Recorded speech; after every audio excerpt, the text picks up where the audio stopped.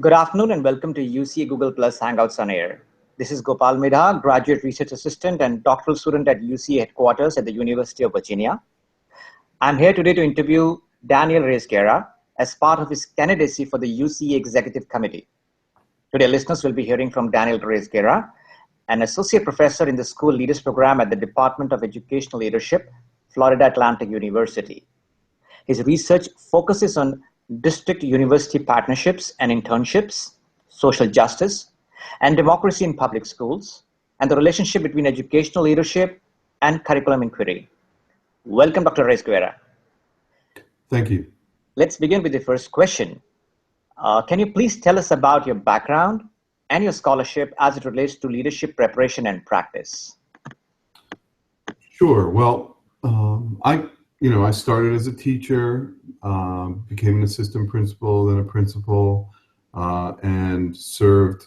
The last time I served as a school administrator, I was a principal at the American School in Asunción, Paraguay. After 7 years as a principal there, I decided it was time for me to go back and get my doctorate. So I came back to the States and pursued my doctorate at FAU in a Grow Your Own program. So I was brought in as a Latino that would bring some diversity to our educational leadership department. And then I stayed at FAU because they kept me on as an assistant professor and now recently tenured as an associate professor. As faculty at FAU, I served in many capacities, but one of them was as the liaison to Broward County, which is the 6th largest district in the country. Mm-hmm. It's where Fort Lauderdale is. And what I did was develop a partnership with Broward County. It started as a partnership to redevelop the internship program. I was given the task of taking a one-semester capstone course and redeveloping it into our program to be a significant experiential component. And in fact, we moved from 1 semester to 3 semesters and really redid the internship completely in terms of its curriculum, making specific tasks that were assistant principal level tasks. The tasks were based on the administrative calendar of the district. And we piloted this, studied it, presented, I think, about 4 papers at UCEA, in fact, and then that became our internship program at FAU. Mm-hmm. Then, after that, I received a grant from the state of Florida, a Race to the Top $3.5 million grant that was a partnership grant with Broward. And so what we did then is we took a look at our entire curriculum and redeveloped it with Broward to make it really a district-specific curriculum. And in that process, for those 3 years, we were able to really come up with a totally new curriculum. And then we added the new component of hiring seated principals who hold PhDs to work with us and teach the courses in our program. So professionally, I've been highly plugged in to how to better educational leadership programs, mm-hmm. looking for the best research. And then, of course, I did research on the internship in the beginning. And most recently, I co-wrote a chapter with Bruce Barnett on current status of internship and apprenticeships and experiential learning in educational leadership programs. That's going to be in the forthcoming international handbook. And then, but I also have been looking at other things that have to deal with the research that I do. One is I developed 2 instruments, one for strategic thinking and one for strategic leadership actions. And both of these instruments I've used to take a look at the thinking and actions of our program participants in terms of pre and post, but also been studying how principals and assistant principals use these, use strategic thinking and use strategic leadership actions in the work that they do in schools. And I'm currently, in terms of my scholarship, I've been working a lot with trying to analyze where we are in this neoliberal environment as a profession, and how we've really been siloed and not been making the connections that we need to make. I just presented a paper on this in Dublin with Ira Bogach and Delise Gorman, two of my colleagues here at FAU, and we're really making a call for bringing back curriculum inquiry as a piece that educational leadership needs to embrace and make a part of what it is that we do. To return to a more robust version of what ed leadership should be. I think the premise is that over the last century, it's been, and then more specifically recently, the neoliberal push has pushed us from being leaders to managers, and has created an environment where we are being deprofessionalized to the point where we're being looked at as technicians as opposed to leaders. So that's in terms of the work that I do and the scholarship that I have, and what answers that question. Thank you. So coming on to the next question, you have served for several years as a plenary session representative. Tell us about your engagement in UCEA's governance. So here in our department, we voluntarily we volunteer for the position of plenum rep, and I volunteered for that position 3.5 years ago, and so I started working as the plenum rep for FAU, and so I've attended all of our meetings in the last 3 years. I've also participated in the nominating committee over the last 2 years for the Executive Council. So I've been the Executive Committee. So I've been engaged in terms of working with governance through those two functions at UCEA. Every time that we meet, I find that one learns so much from sitting in the plenum, but there's been a more active role that's been happening.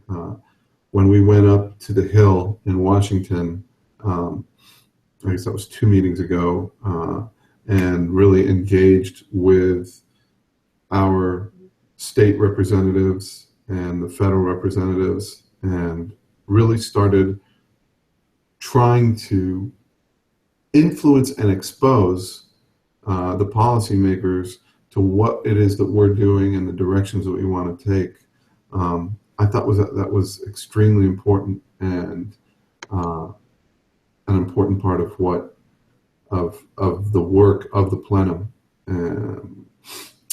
Of course, then more recently, when our last plenum, when we had we broke out into tables, and really it was interesting, because I think that was a plenum where the executive committee really got a lot of feedback from the representatives, and I think that piece of governance is an important one.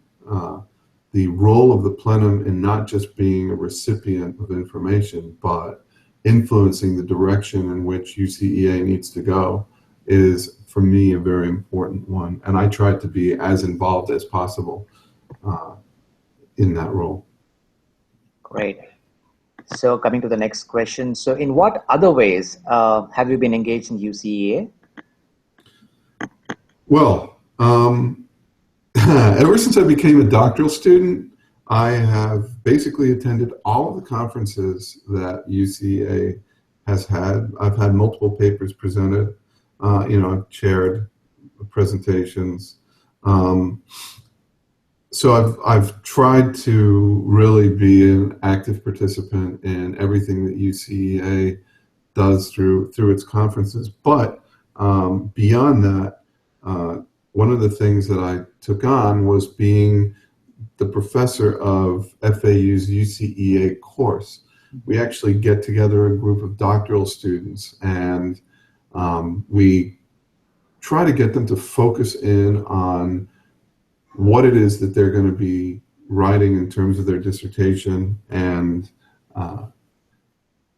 doing an analysis of what are the papers that are going to be presented, and then going to the conference and exposing our doctoral students to the research that's out there, and trying to connect as many of our students with as many of the scholars that are present, so that they get a much broader view and the direct contact that UCEA affords people who go to these conferences.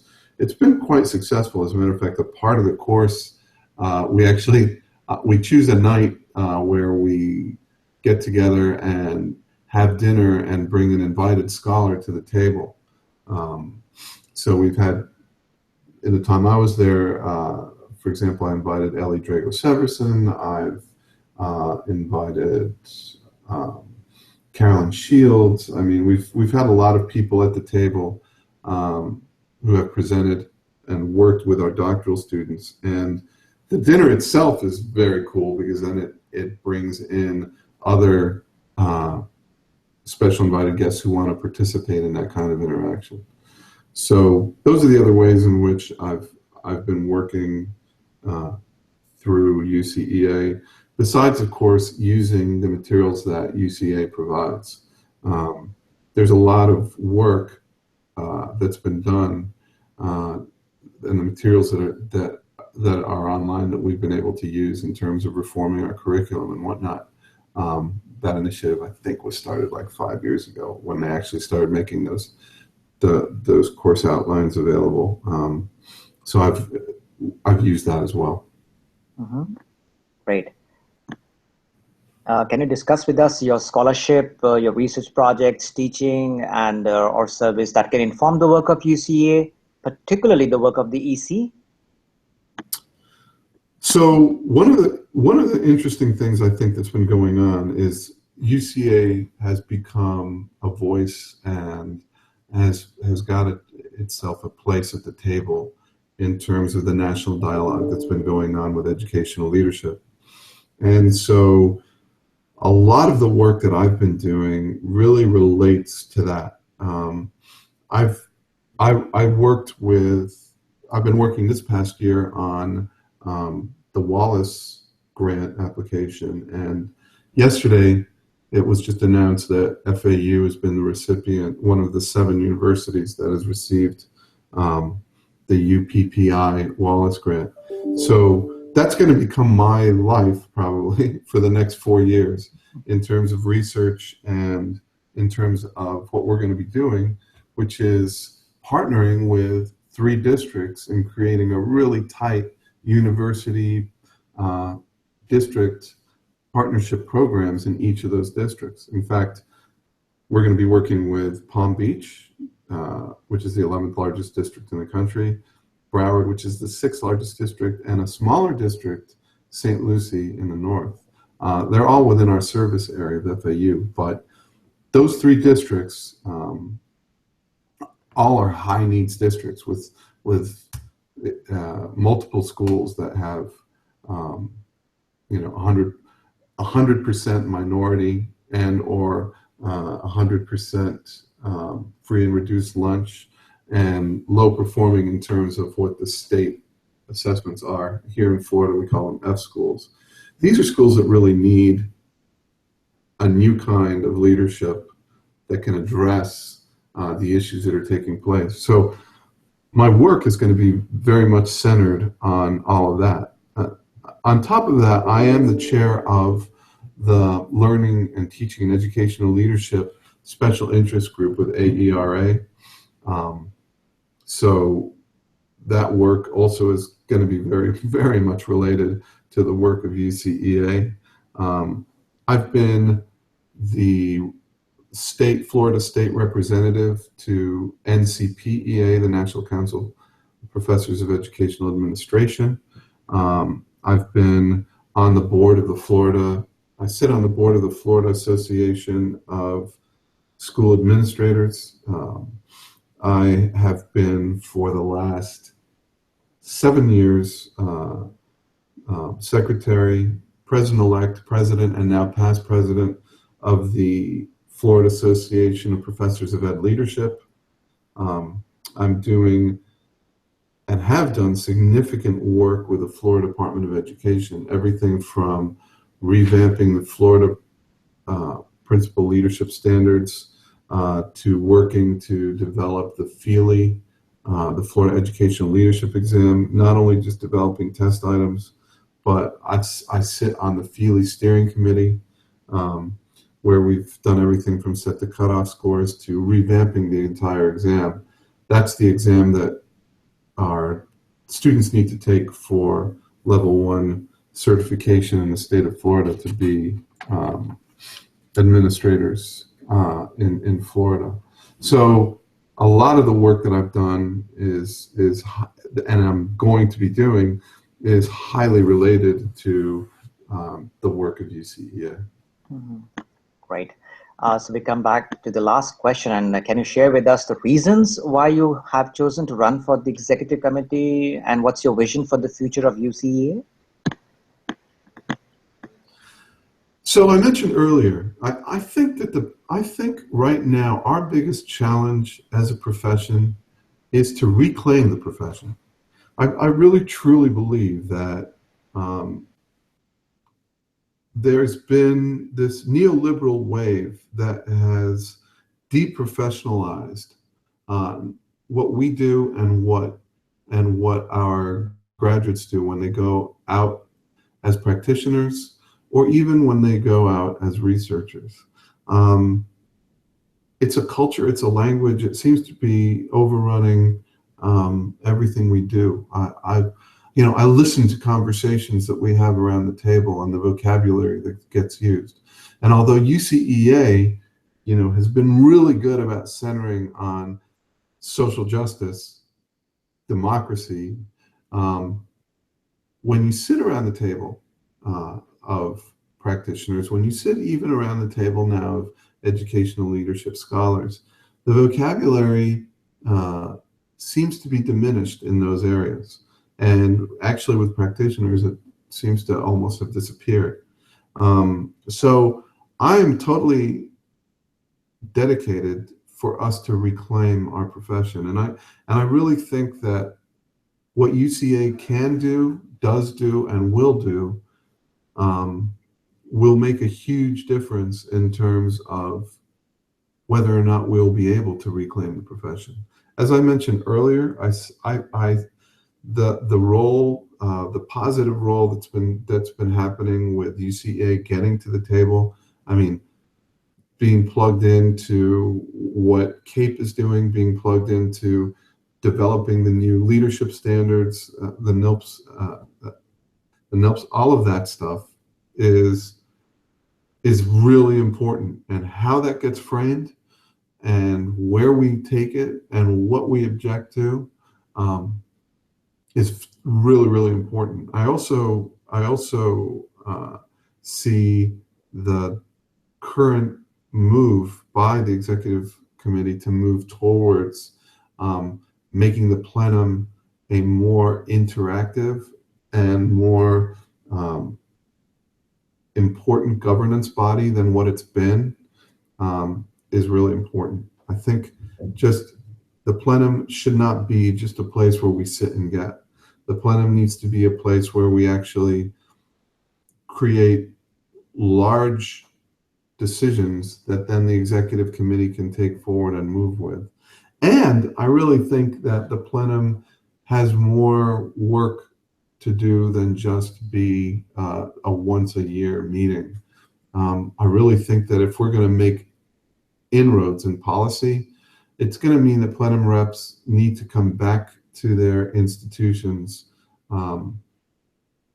with a calling to actually stir up and communicate what's going on at UCEA, not just to the few colleagues who are interested at the educational leadership table, but beyond that. It's much more a time for us to be highly interactive with the policymakers, especially on the local and state level. I think that districts and boards of ed and state legislatures need to be much more aware of the direction that ed leadership is taking and its influence in school improvement and developing strong, democratic and socially just students in our country. So that's why I'm running. That's why I think it's really important.